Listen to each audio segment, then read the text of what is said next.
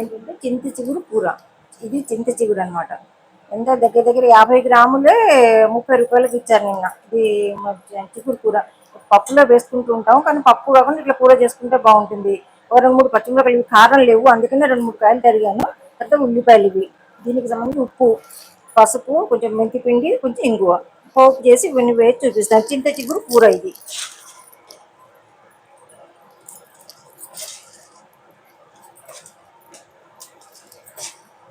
ఇదేంటంటే బాగుంటుంది ఇట్లా.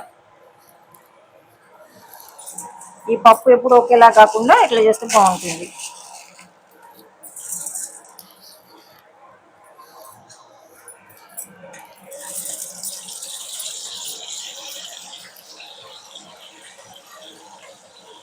ఇట్లా ఏంటంటే తెల్ల గోంగూర కూడా తీసుకొచ్చి కట్ చేసి తర్వాత కడిగి కొంచెం వడిలిన తర్వాత గోంగూర కూర కూడా ఇట్లా చేసుకోవచ్చు ఉల్లిపాయలతోటి. బాగుంటుంది గోంగూర.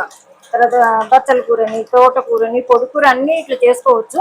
ఇదేంటంటే ఇది రకమైన టేస్ట్. ఇప్పుడు మనకి ఈ కాలంలోనే దొరుకుతుంది కదా చింత చిగురు, అందుకని ఇప్పుడు ఇట్లా చేసుకోవాలి, బాగుంటుంది. పచ్చిమిరపకాయలు ఎక్కువ కారం లేవు అందుకనే వేస్తున్నాను. ఒక పెద్ద ఉల్లిపాయ తరిగాను వేస్తున్నాను.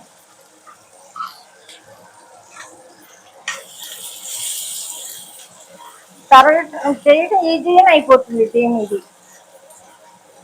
ఉల్లిపాయలు ఆకుకూర కూడా తొందరగా మగ్గుతుంది. దీంట్లో వేస్తాను. కొంచెం ఇంగువ,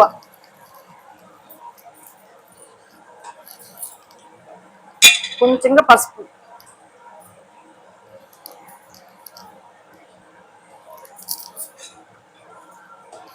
తర్వాత కొంచెంగా మెంతిపిండి వేస్తాను. ఎందుకంటే సువాసనకి ఆరోగ్యపరంగా కూడా మంచిది మెంతిపిండి.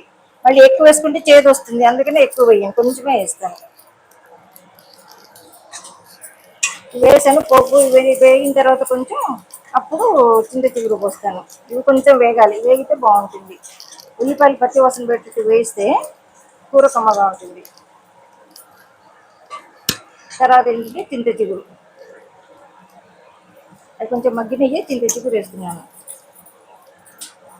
దీంట్లో ఏంటంటే ఇంకా వేరే పొడి కారం వేయను. పచ్చిమిరపకాయలు సన్నగా ముక్కలు తరిగేసాను కాబట్టి ఇది చాలు.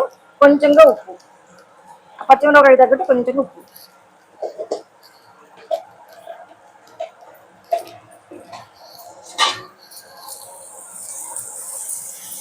ఇదేంటంటే కూర బాగుంటుంది.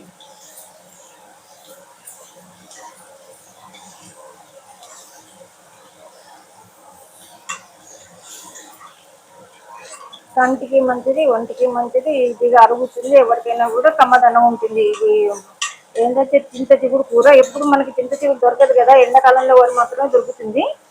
ఇప్పుడు ఏంటంటే అంత ఆకు ముదురుతుంది. ఇక మన లాస్ట్ శనివారం దొరికింది చిగురు, తీసుకొచ్చాను.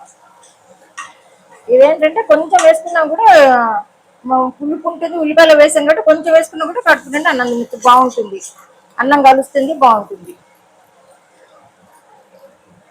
ఇదేంటంటే తోటకూర పులుసు ఇచ్చారు.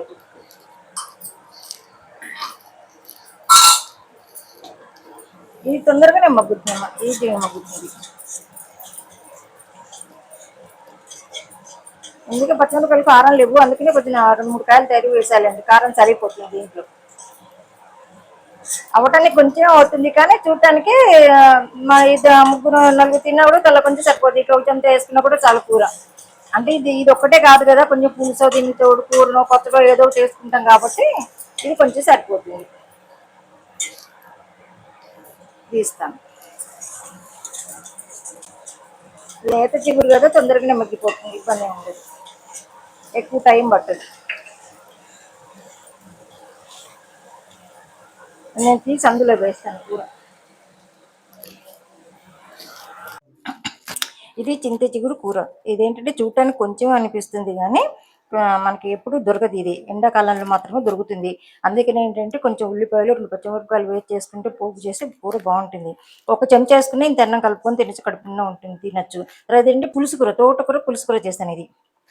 ఇది కూర చేసుకున్నాను కాబట్టి ఈ తోటకూర చూడటానికి కొంచెం అనిపిస్తుంది, కానీ మనకు పచ్చళ్ళు వేరే కూరనో ఏదో ఒకటి ఉంటాయి కాబట్టి నలుగురున్నా కూడా ఈజీగా అన్నాలు తినచ్చు, బాగుంటుంది. కొంచెం వేసుకున్న అన్నం కలుస్తుంది, కడుపుకుండా తినచ్చు, బాగుంటుంది. మీకు ఈ రెసిపీ నచ్చేటట్టయితే నాకు ఒక లైక్ చేయండి, షేర్ చేయండి, సబ్స్క్రైబ్ చేయండి. మీరు చేసుకొని తిని చూసి నాకు చెప్పండి. కామెంట్ రూపంగా నాకు చెప్పండి.